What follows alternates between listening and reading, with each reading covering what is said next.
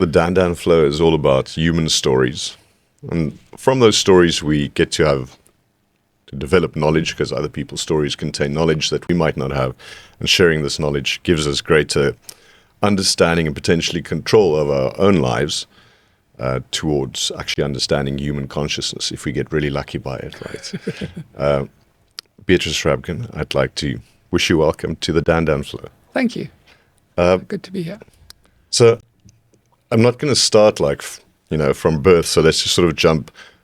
From what I understand, sort of in the 80s, you were working as a pastry chef? Correct, in Los Angeles. In Los Angeles? Yeah, in Los Angeles. For about 10 years, so... Yeah, best part of 10 years, I suppose, yeah. And then returned to South Africa. I've always really enjoyed cooking, and I think that's a very important, really, thing. Although, would never... I mean, now the idea of being a pastry chef is very... like, whoa.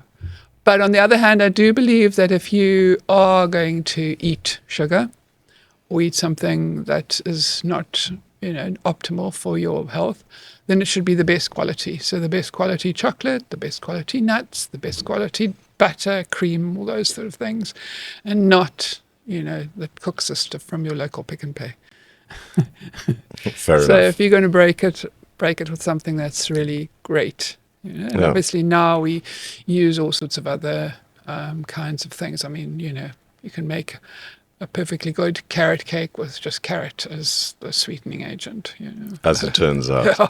So I think in the course of this conversation, I definitely want to end up, and I think most of it will likely be about physiological health, about your endocrine system, your microbiome, mitochondria, all of these very interesting things. Yes, okay. And hopefully we'll get to explain them in some detail to help give people a sense about why these are important to them, right, and what kind of impact it can make on the way that they manage their own health. Right.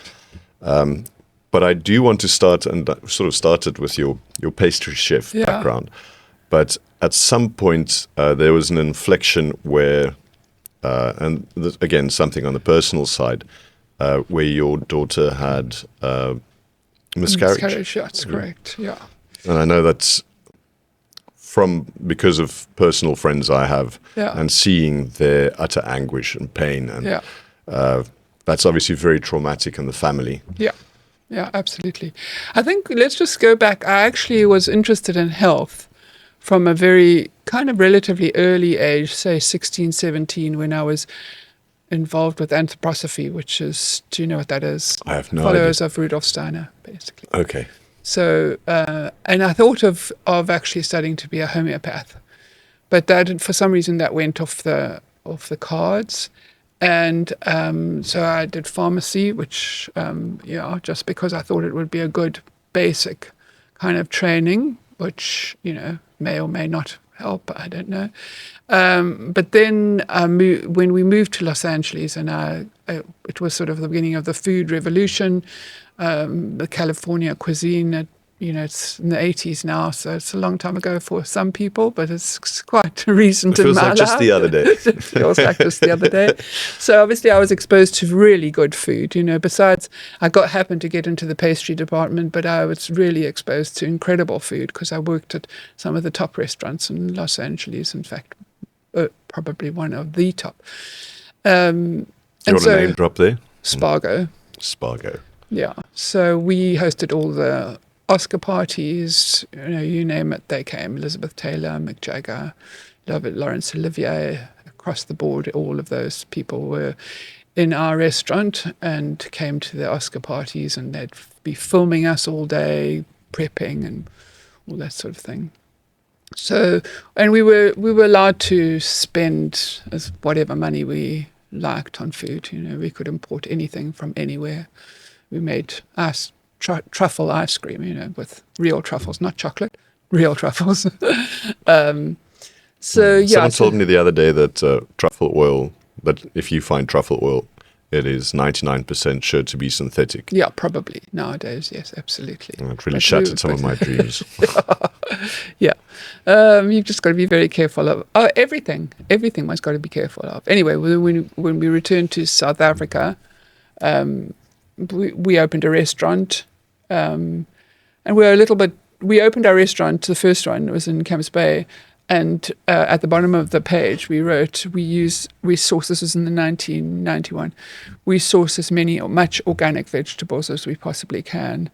And we got incredible flack for it, because who the hell did we think we were to be telling people that they should be eating organic, or suggesting that organic was the best option or whatever.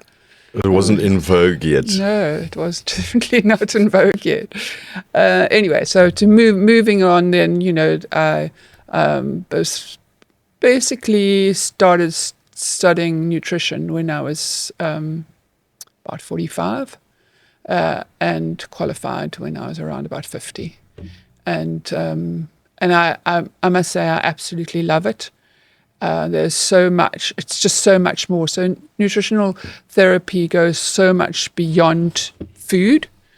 It goes into breathing, it goes into how much time you're spending in nature, it goes into what you're drinking, hydration, how you breathe. Yeah, so all of those things, how you're exercising, sun exposure, time in water, time in nature, all of those things. So it's not just about nourishing the body from the food perspective, but also from nature, and it's a broader holistic approach to so it's about it's a more sort of a nourishment program than a nutrition in a way, because nutrition seems to be focused on food, just food. But so that's why I've kind of gone into as trained to be a breathing educator, and I've also as you know, a fertility awareness educator.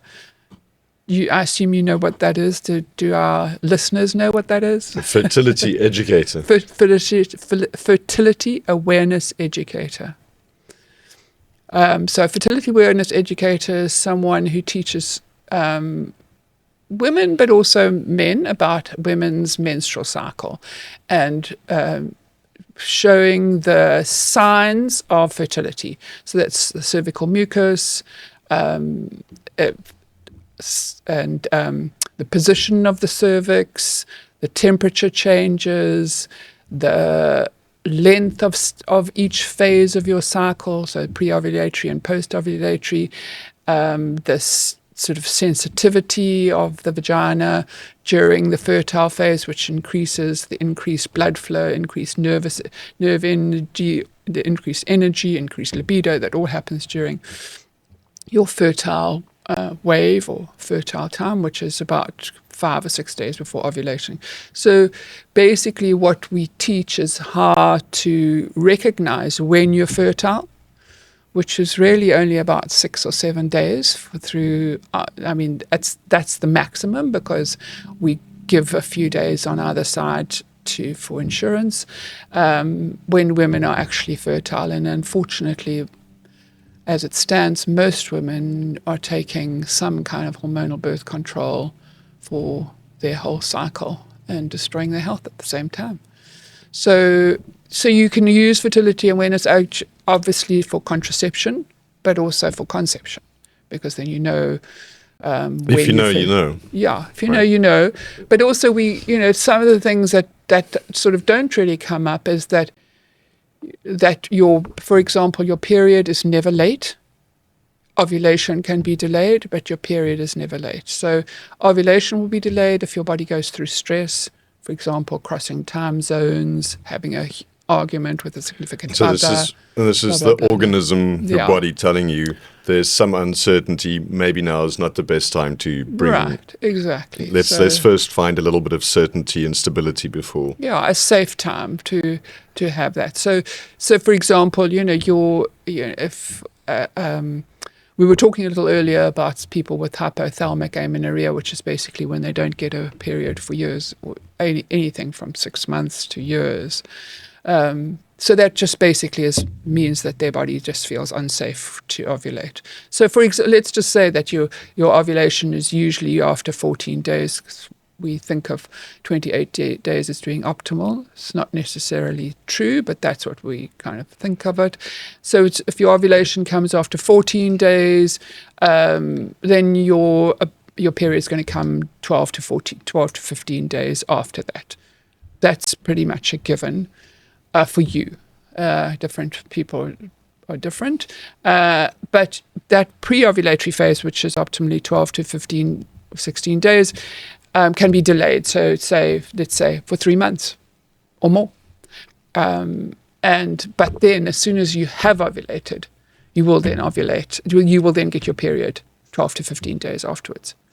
Unless you're postpartum or something, that's a different story. So if you've got a very short post-ovulatory phase, then the chances of an impregnation of the fertilized egg into the endometrial lining, there's not enough time for that to happen. So those are the kind of things that we can look at.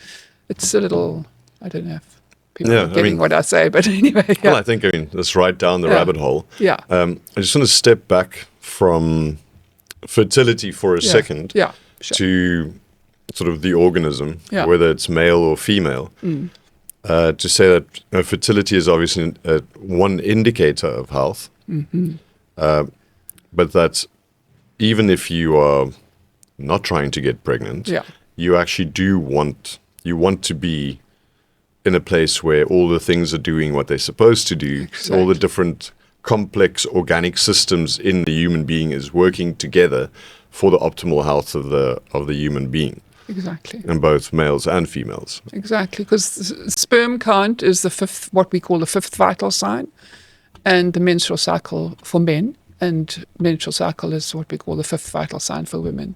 So if your menstrual cycle is within 25 to 35 days, that's what we consider optimal. And you're not getting any pain, and you're not getting any acne, and you're not getting any PMS, and you're not getting any anxiety, and you've got everything 12 to 15 day pre-ovulatory and post-ovulatory, then you're pretty good. We're saying that your body, the rest of your body, is probably in pretty good shape. And then with a man's sperm count, if the motility, the sperm count, the morphology, the viscous nature of the semen, if all those things are in the optimal range, the same applies. Indicates that the man is relatively healthy, and it's easier for him to get back. But I don't know if you know this, but men's sperm count is coming down by between 1.2 and 1.5% a year in the last 10 years. It's come down by 50% in the last 70 years because of environmental chemicals. And so Wow. a lot of unfortunately, women get the rap about being 35 when their eggs are going fraught and falling off the cliff, but actually it's more. Now there's a study that came out in August last year that showed that actually men's sperm count is in bigger trouble than women's eggs because it's more exposed to environmental chemicals, and women's eggs are relatively protected in the ovary, whereas the sperm in the testicles is not as protected. Because it's wild and out there and picking up all this stuff. And also, it comes from basically from a stem cell in 90 to 100 days. So women's eggs have been around for a long time, and they're relatively protected and they're covered. essentially born with them. Yeah, they are. Well, they're actually in their because when the mother was in utero with the grandmother, then she had her. Basically, the eggs there. So she's actually that egg from that came inside the mother, inside the grandmother is what's. Yeah. Yeah. So that's, it's using that, intergenerational, basically. if we're talking about environmental pollutants Yeah. or contaminants or whatever that's affecting that human fertility, then you would expect the tail to be longer because of this. Yeah. That it would take longer to show up in females than in males. Right. Basically. And so the crisis that, let's say, more and more the problem is actually male fertility, then that's an almost definite sign that there's a female fertility crisis that's going to do the same kind of. Absolutely. So it's just that we can count him, we can see and count a man's sperm and semen, It's a little bit easier to. Whereas for a woman we can't, and but we know for a fact that sperm count is being damaged by environmental chemicals. I mean, wearing, for example, polyester underwear and polyester running wear, cycling wear, all that stuff. We know that there are microplastics in we found microplastics in the testicles, which is definitely going to damage sperm. So, I mean, I think to step back for a second from the endocrine and disruptors, fertility again. just what exactly is the endocrine system? So the endocrine system is really the hormonal system. So it's the hypothalamus and the adrenal glands, and how they interconnect with each other. So it's how hormones interconnect with the stress hormones, with the whole brain chemistry, and then also obviously the gut comes into play. Yeah. And so these are essentially glands that secrete hormones. Yeah. Different kinds of hormones, and they sit in different places in the body, from in the head to in the neck, around the heart, kidneys, and the ovaries, Right, so you have all of these different places in the body, and then you have this class of things called endocrine disruptors. Right. And amongst those things, there are plasticizers, which are used in the manufacturing of plastic stuff, and then there are microplastics, which is a slightly different thing, and phthalates and all of those things. And then you also have, I suppose, other contamination like estrogen in the water supply. And exactly. All the, basically, what the pill and HRT that's being peed out by the people that take it, going into the water table. And apparently there's, in the ocean, especially in places like Camps Bay, where there's a high percentage of, unfortunately, women taking those things, there's a high contamination in the ocean of HRT and other drugs, for example. And they've done quite a lot of studies at Stellenbosch University with water pollutants as well in the water system. But most people, most people are still drinking tap water, or obviously water in plastic bottles, which gives you microplastics. And then there's also the smells. All the scents, deodorants, all those things, all the perfumes that are in rooms, sprays, toilets, things that people use in the toilets, even in supermarkets. If you go into a supermarket, they have sprays with some airspray. Like at some place they have a machine on the wall just spraying every couple of seconds. So I almost never go into a supermarket. Let's say specifically on a spray like that, is the issue there that it's a microplastic or plasticizer, something like that, or is it an endocrine disrupting? It's an endocrine disrupting. Yeah, it's endocrine disrupting. It's the toxic chemical that is disrupting the endocrine system. And some of them are estrogen mimickers as well. So they could be, very similar in structure to estrogen, and therefore they sort of replace them. And then you could imagine, and I've heard about this, that the male body, with that, let's call it fake estrogen, but it's going to react like it's real estrogen, is basically going to shrink penis size and perineum size and reduce fertility. And increase breast size in men. I don't know if that's worked for me yet.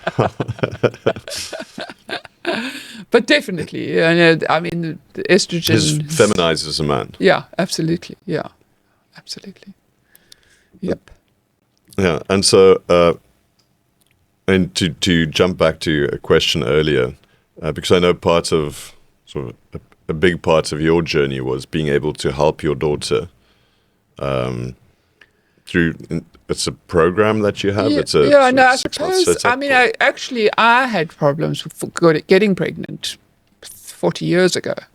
I tried for 4 years and did a lot of stuff, but in those days I didn't know what I know now. But yes, I suppose I had actually already started to study fertility awareness education when my daughter had that miscarriage. I don't think it was really a big part of my journey. It was more her journey than my journey. So Fair she enough. suddenly realized that Mama was probably right. uh, and I All mean, of these extreme not that measures. she was, she was never on the pill or on any contraceptive, fortunately.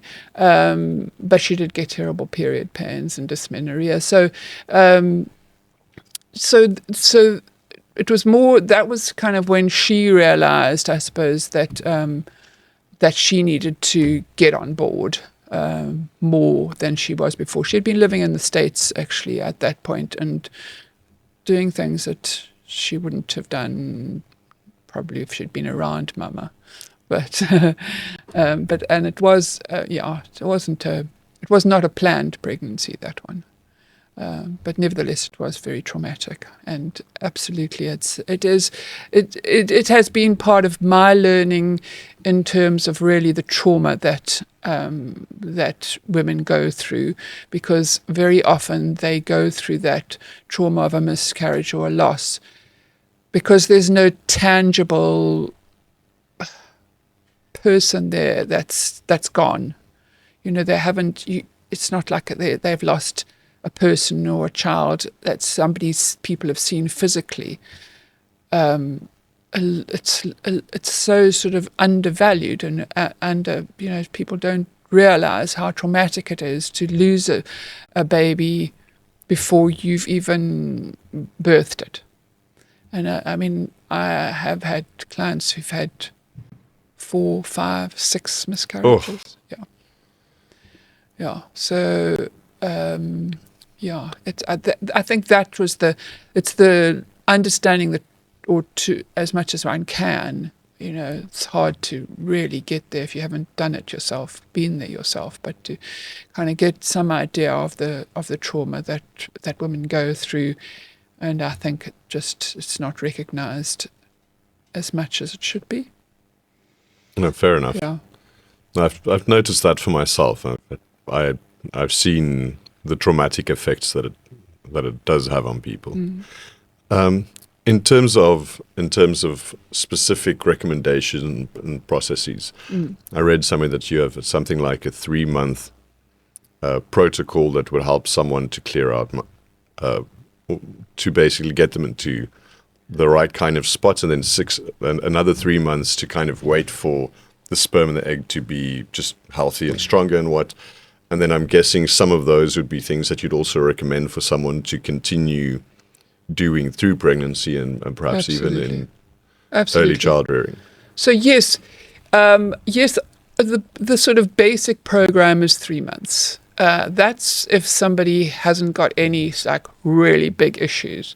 So yes, because it takes, as far as I'm concerned, it takes about 3 months to do the very basic things, eating organic, removing the environmental chemicals from your home, kitchen, laundry, soap, all of those things, getting that out. And then getting into the habit of drinking preferably spring water, but also other ways of hydrating yourself, and spending time in nature, and all of those things. So it takes, and then also to track your track women's cycles. So it takes about 3 months in my book for women to kind of get into that headspace and understand what's happening with them when they're tracking their cycle. So yes, that is about 3 months to get all that stuff out and all the good nutrition in. So, a lot of people think they eat healthily, but when you break it down, they aren't really. They're not eating as diverse a meal, as diverse food as they potentially could. They're not eating enough herbs and spices. They're not supporting their microbiome with prebiotics and things. So they're not adding to their meal. So for me, like a breakfast, for example, very kind of is like say scrambled eggs, I mix in pesto in there, and then I will put guacamole, maybe some beans, maybe some sprouts or microgreens, and some kimchi, sauerkraut, maybe some marinated mushrooms. So even though all I've made is the scrambled eggs, I've got all those little condiments which have actually really ramped up the nutritional density of the meal. So a lot of people will think, oh, well, I'll have a scrambled egg and maybe some tomato or some mushrooms or some avo. It's not enough. That's not, if you having that for breakfast, it's not enough. It's not enough veggies. You need to ramp it up. And, a lot of people think that, having oats for breakfast is a good idea, et cetera, et cetera. So, getting people to change that whole perception of what's for breakfast. In a lot of places you go to a restaurant, they'll say health breakfast and it's granola and yogurt and fruit. I mean, it's going to just push up your blood sugar levels and, it's not going to keep you going for the rest of the day at all. And it's certainly not going to put your body into a state of good health and good fertility. So yes, it takes that long, I think, to do that. And then 3 months, yes, as you said, the 3 months after that are the 3 months that you're actually going through the process of ensuring that all the stuff that you've started to implement and creating habits carries on for those 3 months. The next 3 months, so that's the 3 months, 90 to 100 days when the sperm is growing from a stem cell and when the egg is actually really getting going. But I just want to say this because, I do have quite a lot of clients who are around for much longer than that. For example, I had a client a couple of years ago who we discovered we had to do a microbiome. We did a microbiome test. He had a very low sperm count, morphology actually. He had a 1% healthy morphology. Do you understand what that means? The shape of the sperm, basically. 1% healthy. 1% of his sperm was the right shape and size. Healthy enough to be functional. Mm-hmm. And the WHO's cutoff point is 4%. It's very low. If the sperm count, the morphology, the good morphology is between 15 and 20%, then the chances of a successful pregnancy is as long as there's nothing wrong with the woman, is 95%. When you get down to under 4%, then it goes down to between 5 and 15%. So it's still possible because, of course, you only need one sperm, but it's highly... But you need to be very lucky. You need to be much more lucky, yeah. And in general, I've got to say, unfortunately, I think in all the years that I've been working, which was about just over 10 years, I've only ever seen 2 men who've had morphology over 10%. And one of them, by the way, went down after he got COVID. But I have young men. Currently, I have actually a couple of men in the early 30s who are down at 2%. That's under the WHO threshold, yeah. And unfortunately, a few months ago, I had a client, he had, I think it was 2%, either 1 or 2%. And his doctor, urologist, said, oh, that's okay for a man of your age. He was about 43, I think. It's good for a man of your age. What does that mean? I see that all the time because that's the general trend. Because that's the general trend, yeah. Because they, and basically pharmaceutics, drugs cannot improve your sperm count, period. Can't improve your egg health, and it can't. Only natural stuff can do that. Because you need to improve the state of the organism to allow the organism to organically do its thing. Yeah. Because all of your ancestors had a 100% success rate. Exactly. Right. Otherwise, you wouldn't have been exactly. here. So why are you having problems with this then? Right? Yeah. Why and like you say, like fairly young people already having those problems. So you were outlining two.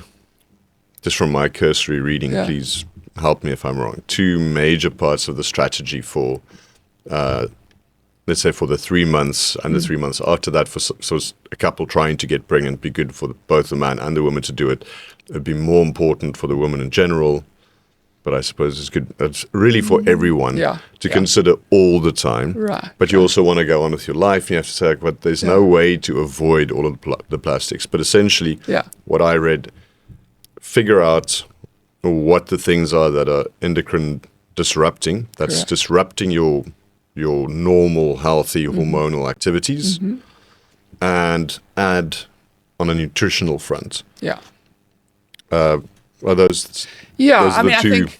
I think, so remove and replace, I suppose. But then you've also got to look at, what are there any underlying conditions? And I think that's where a lot of people don't, for example, see that IBS just happens to be one of the biggest irritable bowel syndrome. Irritable bowel syndrome. So any kind of disrupted bowels, so if you've got diarrhea, constipation, or any kind of bloating or, discomfort or anything, that's going, the uterus and the gut, the large intestine are right next to each other. I mean, the ovaries are right next to each other. So anything that's going on there is going to impact on egg health. And a lot of people do this thing. They cut out sugar, they cut out gluten, and they might cut out dairy, they might cut out a few things because those are the things that disrupt, that they know make them be symptomatic for IBS. But because they're doing that and they've cut out all those things, they think they're good to go. So they'll actually totally underplay or just not even think about the fact that that condition is still ongoing, even though they've removed the foods that aggravate the situation. The condition is still there. The condition is there, even though the symptoms have subsided somewhat. So there's also something like the FODMAPs diet. A lot of people go on the FODMAPs diet. Do you know what that is? No, I have no idea. Basically, low fermentable sugars. And it can obviously make you feel much better. And the same goes with a keto diet or a carnivore diet, because it's so basic. Is that it doesn't have any things that are going to make you symptomatic of IBS. So in the short run, those things feel like you're good, but in the long run, you're actually depriving your microbiome. You're not actually healing. You're just taking out what's aggravating things. So then I just wanted to say back to that program of the 3 and the 6 or 6 months program. So I had this client, he did a microbiome analysis because of that low morphology. This happens a few times, but this is quite a relatively recent one. And we've got blood in the stool. And we then discovered that he had anal HPV. And so we had to deal with that. And that, we do it all naturally. And so it takes 5 to 6 months to go through that program of healing that. And then obviously you've got to wait that 5 or 6 months, and then you've got to wait the 3 months again for you get to a stage where, okay, that's healed, but now we have to start from the 3-month period. So it can be much longer than that. The 6 months program is really for people who everything seems to be perfectly normal and healthy, and we should be conceiving. Why aren't we? Yeah, exactly. And, okay, but if there's like a bigger underlying condition, then it absolutely can take quite a bit longer than that. But I have found that most of my clients who have those, as long as they stick around for 15 months to 18 months, I have never had somebody not conceive if they've done that, if they've gone through all the processes for 15 if there isn't some clear... Yeah. And I've never found this so-called unexplained infertility. I don't know what that means. I mean, those are big claims, right? Because we are talking about something that is sacred, and for a couple who is desperately trying to get pregnant. Yeah. It means so much to them. Right. And for them to ensure that if they do get pregnant, that is as healthy as possible and has the least possible chance of ending up in a miscarriage. Yeah. That is a big deal. An unhealthy baby. Or an unhealthy baby. Which I think is a big thing, this autistic spectrum, because that's a lot to do with the microbiome of the parents' autistic spectrum. And so you'd say that because of the the endocrine disruptors, the plastic, microplastics, plasticizers, and chemicals of course, and so on. glyphosate, yeah.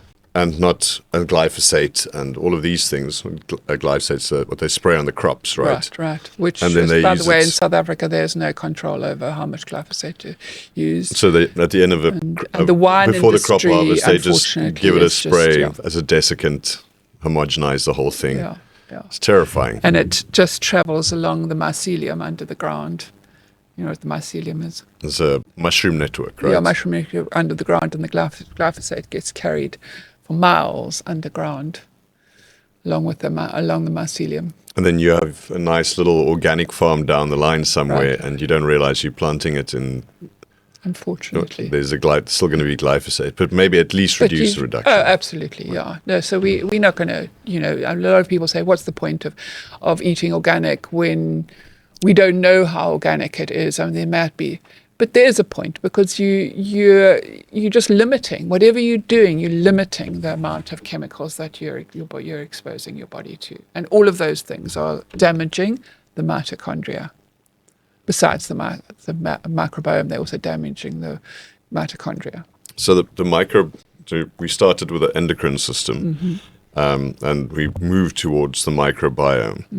And again, stop me if I'm wrong, but what I understand is it's this lovely little forest in your stomach, about 2 kilograms of. It's all over your body. And you have, I know, your ears, your eyes, in your mouth. These are microbiota that have certain little biomes where they tend to stick. Yes, I think it's about a kilogram in the large intestine. About a kilogram in the large intestine. Yeah. And this little happy forest of Little I suppose, like phyto and. Yeah, it's viruses, it's all sorts of little micro creatures. It's not just bacteria. Archaea. But all of these travel with us, and if you eat healthy and hopefully have enough of because you can also save a little bit in places. So if you feed the right things, and they can repopulate in the right way. Yeah. If things go bad enough, there are things like people looking at fecal transplants and so on to reestablish when someone is clearly and maybe too much antibiotics or whatever the case may be. Someone just can't resettle their microbiota. Yeah, I mean, you can't, unfortunately, as far as I know, you can't get a fecal transplant in this country. Well, you can if you've got C. diff, I think, which is a specific microorganism. But as far as I know, you can't get a fecal transplant in this country, but you can get them in the UK.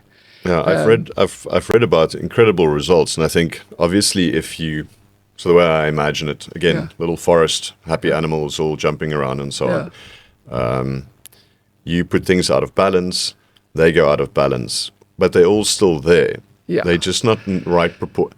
And if you feed it the right stuff, then I don't know. I think you can decimate. Return. I think you can. Yes, decimate, and I think when you decimate, when you completely destroy some of the animals in that forest, even if you make it favorable for them again, they can't come back. It's possible that they won't come back. Although sometimes it's just, when I've done microbiome testing, I have seen where it's been very, very low or, undetectable, and then after treatment you see it starting to come back. So you might not want to use the word decimate, then Yeah. we have to use the word eviscerate. Yeah, okay. So as long as there's some left, they have a chance of making a comeback. But if you've got to work hard at it. I mean, I'm surprised sometimes when I see microbiome testing, how bad some people's microbiome can be when they actually eat pretty well, they eat organic, etc. So it's and I think what a lot of people don't understand is how things have progressed from years and years ago. For example, I had 2 or 3, I think, bouts of amoebic dysentery as a child. And my microbiome, even after years of working at it, wasn't fantastic. And I haven't had an antibiotic for 20 years. and I've been eating organic for best part of, I don't know. And you mentioned the sauerkraut and kimchi, so you're doing fermented vegetables. Doing all that, I was surprised. I wasn't. I was sort of a bit shocked actually at my own, and having to. You really have to work pretty hard at it to get it good, and you can't underestimate, because apparently just one course of antibiotics can knock out a huge amount of microbes for up to 2 years after taking it. And taking one probiotic, if you can imagine, you've got trillions of microbes in their gut, and you just take a probiotic that's got one strain of probiotic in there. What's it going to do? It's a drop in the bucket. Yeah. At least it's a drop, but no, it's a drop in the bucket. It actually can cause more disruption than not, because you've just like replacing one thing. Unless there's studies that show that it can benefit on a broader spectrum. And in fact, there is a very definite a definition of a probiotic. And that is that it has to have clinical studies that show a specific benefit. And it's usually, and it would also have to have like the name of the bacteria, say Lactobacillus rhamnosus, GG, blah, blah, blah, blah, little numbers and letters afterwards. It's code. If it just says Lactobacillus rhamnosus or just Lactobacillus acidophilus, that's not a probiotic. Because it's too generic, it's not specific enough. Yeah, it's not specific enough. It has to have clinical studies that show benefit.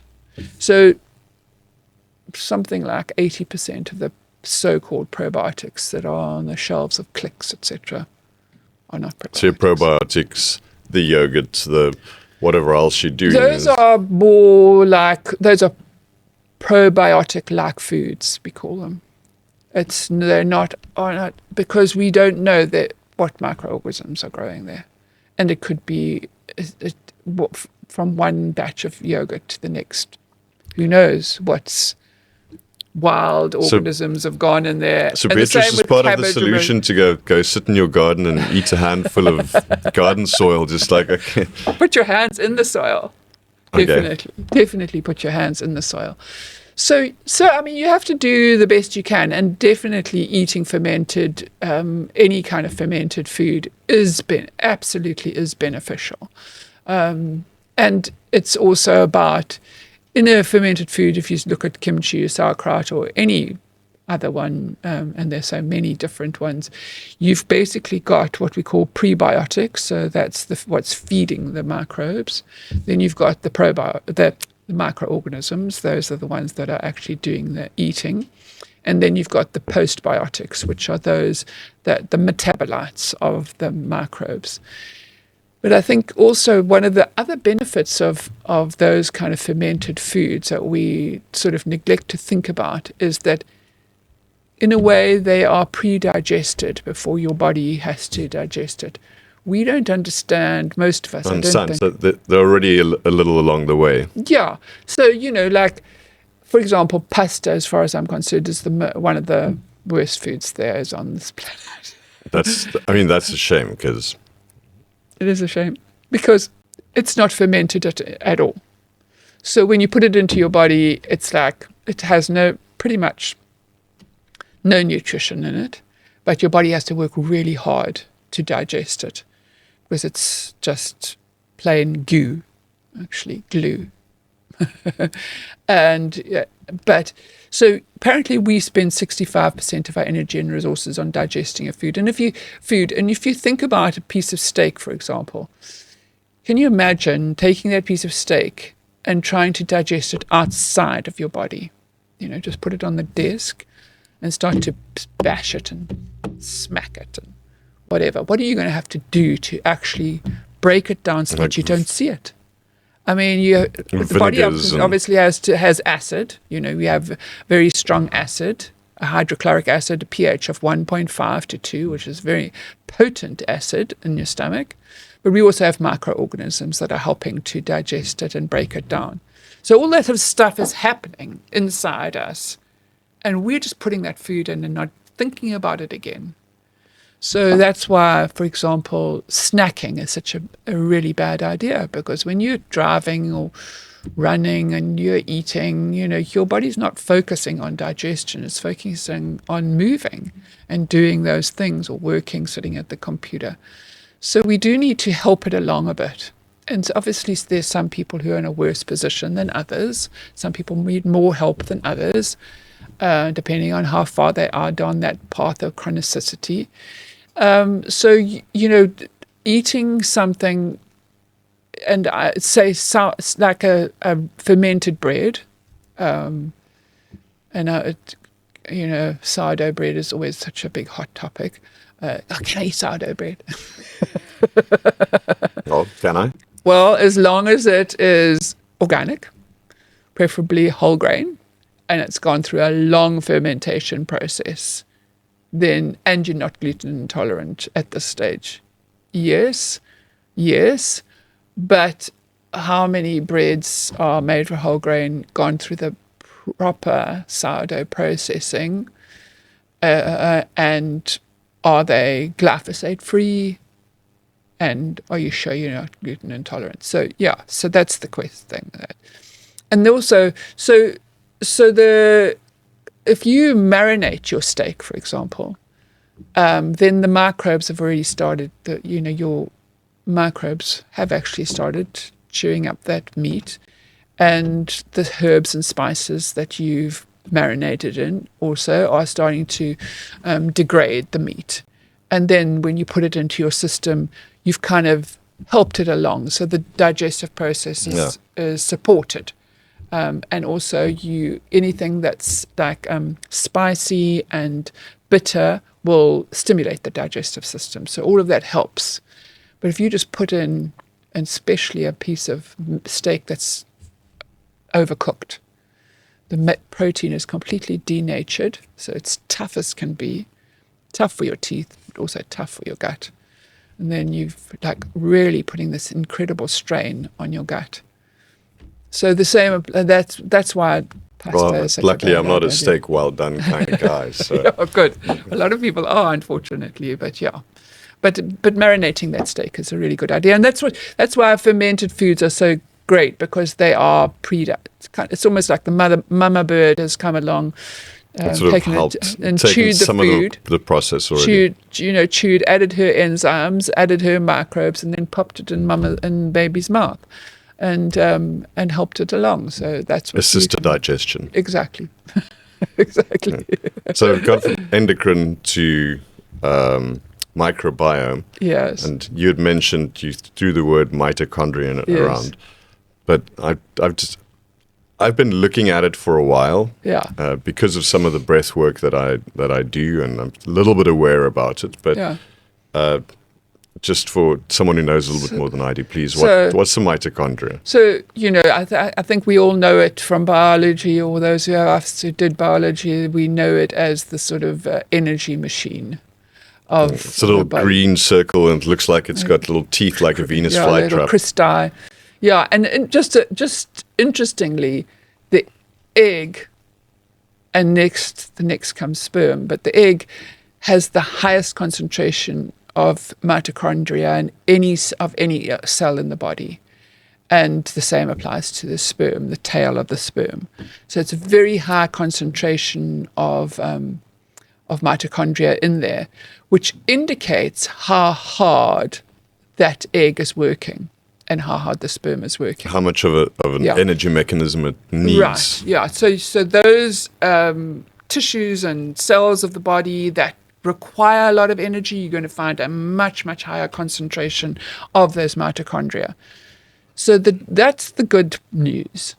And really important, obviously, when we come to fertility, but also energy levels and, so much going on there.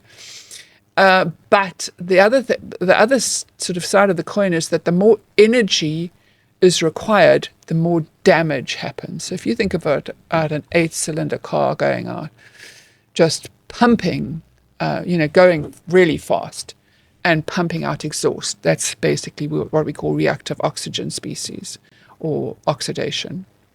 So those cells that have the highest concentration of mitochondria are going to also be the ones that are most susceptible to damage from that reactive oxygen species. So that's really important to note. But the mitochondria are they're not only there as energy machines, but they're also what we call the cell danger response. They're on the alert for cell danger.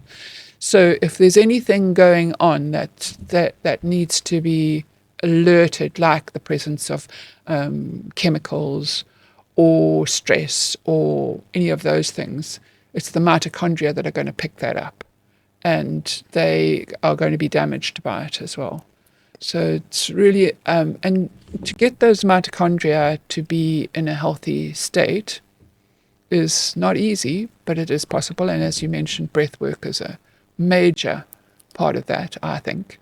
And then the mitochondria, of course, the microbiome also have a huge part to play in supporting the mitochondria. I think I heard you mention, so doing a little bit of research before this, I heard you mention that there's something called mitophagy. Yeah. Right. And so that's a natural process of repair. So you're saying this mitochondrion is sort of like a battery, if you will. Mm-hmm. And it takes, I'm guessing, oxygen and a ketone or a sugar and an insulin or whatever else. And it basically squeezes them together and creates energy. Yeah.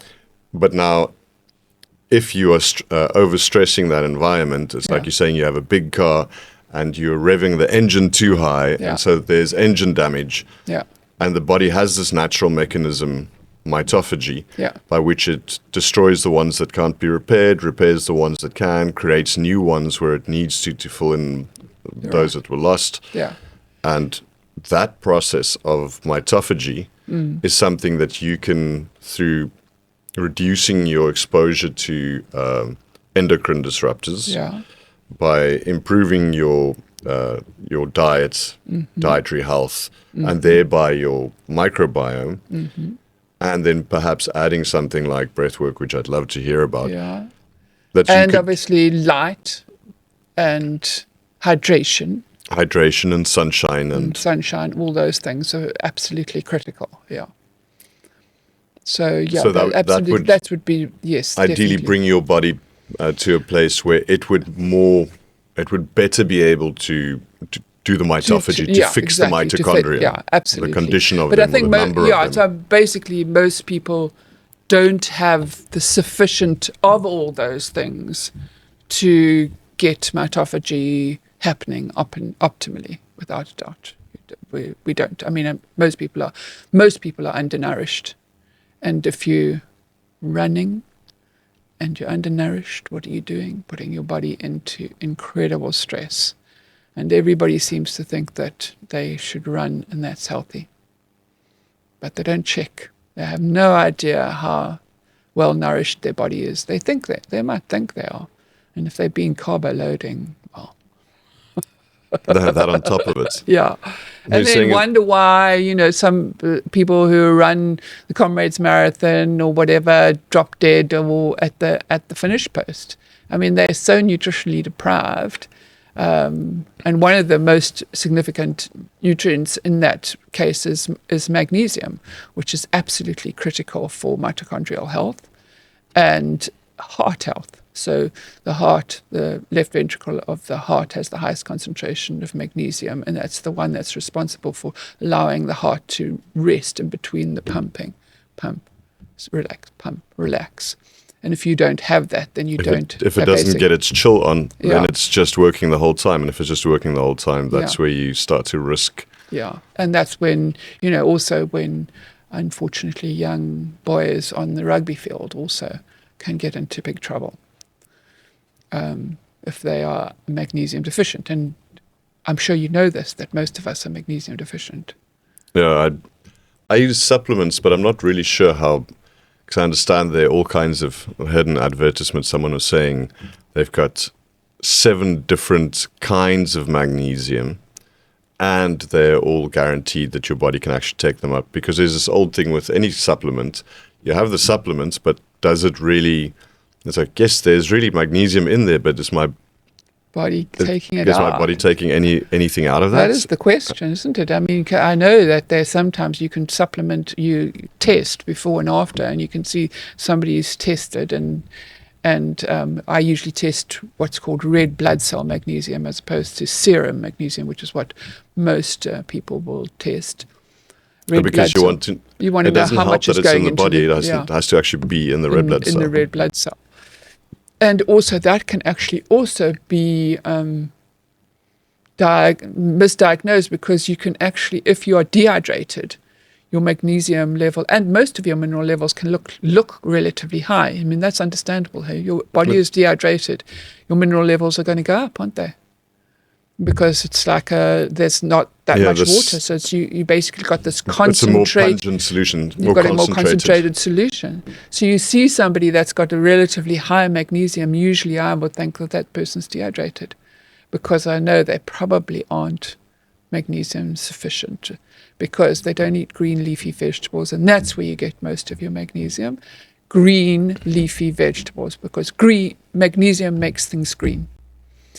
And so anything that's green, pumpkin seeds is another source, but anything that's green has got magnesium in it. And I believe that we should all be eating at least 2 cups of green vegetables a day, everybody. Because you also get folate in there. So folate, foliage, that's where you get that from. So I'm sure so I'm thinking about that. What's the name? I recently read that it says spinach isn't as great for you as we had thought. Because of the oxalates. Because of the oxalates. And if you get the baby spinach, then there are fewer oxalates. And it's a minefield, but it's not about whether, the oxalates are a problem if your microbiome's a problem. So basically you can get oxalate producing microbiome, and so that's basically your microbiome is not digesting those oxalates, and that's potentially a problem. So it's not a problem for everybody, but it can be a problem, oxalates. But in terms of magnesium supplement, just let's go back to that. So although I mostly use magnesium glycinate, I do use a few others depending on whether somebody's got some kind of neurological issues. So like magnesium anxiety. glycinate. Yeah, that's the sort of like basic standard one. Magnesium citrate, magnesium oxide, those are basically really for constipation. And I don't really like to use them too much, actually, because they disrupt the microbiome and can be kind of problematic. But in the short run, they're not, if you're just using it as a rescue remedy for a short time, maybe okay. Magnesium glycinate is pretty much across the board. Then obviously there's magnesium malate, magnesium taurate, etc. And those ones are really, some of them cross the blood-brain barrier, and so they're good for people with anxiety, depression, those kind of things. But then I actually really like using topical magnesium, so Epsom salt baths, because it's bypassing the gastrointestinal tract, going straight through the skin into the blood, yeah. And also you can get creams, you can get spray-ons. How do I trust any of those? Well, interestingly enough, they actually do work. Okay. But you also, when I usually say don't stock them. I usually will say to my clients, go to your health shop and ask them which one most of your clients really like. And there's one that a client of mine I've had for years. She's very, very sporty, and she had a heart condition that required her to take huge amounts of magnesium. And she used this one spray-on one, which she swears by. And I can't remember its name, but anyway, it's out there. So they didn't pay for the advertisements anyway. So. Yeah, exactly. But they are out there. Yeah. But Epsom salt baths, but that's the other thing, is that people will say, so 4 cups of Epsom salts in your bath. Not just half a cup or 1 cup. That's not going to cut it. So 4 cups of Epsom salt in your bath, and then I suppose soak for at least 15, 20 minutes, and then cover yourself real well, so you make sure that your body is kept warm, put socks on, either get into bed or put something warm on. You can also do a foot bath with 2 cups in, and may also, again, make sure your feet are covered foot after you come out, put socks on. Why is the covering? It just keeps it it keeps your feet warm so that it continues to absorb the magnesium into the bloodstream. I understand. So if you allow them to go cold, then that absorption rate drops. Yeah. Okay, so there's a logical explanation. And I do think that you definitely want to get that green leafy vegetables in, but you also want to I think that Epsom salt baths are a really great option. Yeah. And so so you've got magnesium. If your magnesium is nice and high, and you're trying to avoid the plastics, and you're taking care of your microbiome by eating all of these things, and so on, and hopefully you're moving in a better direction, and maybe find a little bit of conscious breathing through your nose or whatever to make sure that you give the mitochondria a chance to actually thrive in the oxygen. Do you know anything about nitric oxide? Is that something that you've... As you inhale through your nose, right? So in fact... so if I'm mouth breathing, I don't get any of it? No, you don't. And what mouth breathing does is that it... so first of all, you eat nitrates, which comes from green leafy vegetables and beetroot mostly. There's specific microorganisms in your mouth that are specifically anaerobic. In other words, they thrive in oxygen deoxygenated and where there's no oxygen. So that's why you must keep your mouth closed. By the way, I tape my mouth every night.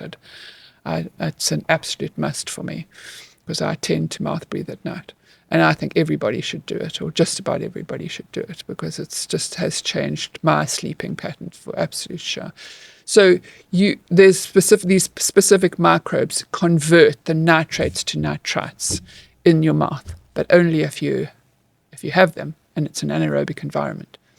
And then you swallow those nitrites into the belly, into the stomach, where in the acidic environment, and a lot of people don't have a very acidic environment there, unfortunately, it changes to nitric oxide. So yes, you do make nitric oxide in the nose, and especially when you're holding the breath at the bottom of the breath. So you breathe in, breathe out, and hold. So nitric oxide makes its way up into your... So I know for myself from, so if I do like a Wim Hof, I know he recommends you do it through your mouth, and I used to, but at this point I would do it through my nose. And then it's vigorous breathing, right? It's not normal. It's not a normal chill breath. Well, I don't believe it has to be vigorous.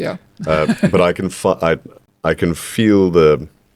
can feel my sinuses changing. I can feel them becoming more moist. I can feel moisture and actually a comfort that kind of grows from it. Yeah.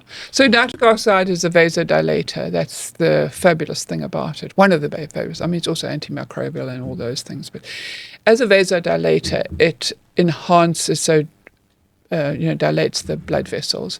So what does that? How does that affect you and your health? Well, oxygen and nutrients can flow, and when your blood vessels are dilated. Whereas if they're constricted, so if you're running with your mouth open, blood vessels are constricted. Well, I mean, it's not working in your favor. There are potential things working against you. And anyway, breathing through your mouth is a stress response. So immediately you're going into sympathetic nervous system response, and your body is like running from the tiger. And then what happens then when your body's willing to sacrifice long-term health for surviving right now? Exactly. So digestive system slows down, reproductive system slows down, hair growth slows down, nail growth slows down. Anything that's not absolutely critical for that moment. So heart, lungs are all good. And apparently, of course, you also need your eyes to see where you're going. You don't need your brain, because that decision's already made. Yeah, certain parts of brain fog. So brain just certain shuts parts down. of your cortical structures shut down because I don't. Let's just go. Let's go. Yeah. I want to wrap this up. I'm just aware of time. I want to just quickly on in terms of avoiding plastics and so on and what. do you have a mechanism for clearing out, or is you basically do is just avoid more? Yeah, I think mostly, because definitely things like eating green leafy vegetables are going to help that. Breathing properly obviously does help that.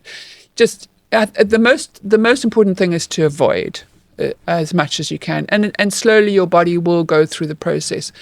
I'm not a great fan of like detoxes because, first of all, does your body have sufficient resources to go through that detoxing process?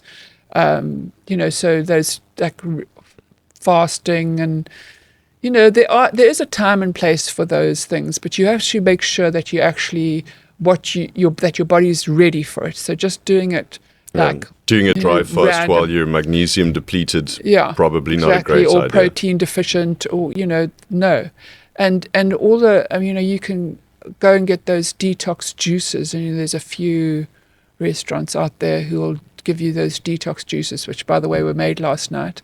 Nothing's organic in there, and you pick them up the next morning and you take them. You're saying maybe not go too hard on those. Maybe not. Just be careful. Beatrice, if people want to know more, maybe a little checklist for them on the plastics or things, or your website, social media, where can they find you? My website is naturalfertilitythrivinghealth.com, I think. I hope. .com.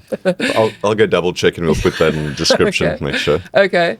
I'm not sure how active our Instagram is right now. I know things have got slowed down a little bit on the Instagram posting, but mostly that's where you'll find the information, because I know my website has just been, we've just got a new one, and I'm busy posting stuff on their blogs and things, but also there's a few there are some if you sign up for our newsletter, we do send out things like checklists from time to time, and those are available. I also have a few podcasts, like I have one on the microbiome and fertility. I have one on how to eat. How you eat is how you live, I think it's called. And then also one that's sort of, it's the second one in that series, and it's more to do with constipation. And that's because I think, for me, constipation is one of the biggest issues. A lot of people are constipated, and a lot of people don't even know they're constipated, as long as they think that because they have a stool once a day or even once every 2 or 3 days that they're not constipated. And so that's a huge issue. Being constipated, not knowing it is worse than exactly. At least knowing it. I remember having one client several years ago. She's just died of bowel cancer, and she came to me because she had constipation, because she only had one bowel movement a week, and we were busy working on it. And then she came back after 2 or 3 visits. I went to my book club, and in my book club they all said they were only having a bowel movement once or twice a week. So I think it's fine. Normal. Yeah. It should be fine. Yeah. Goodness gracious.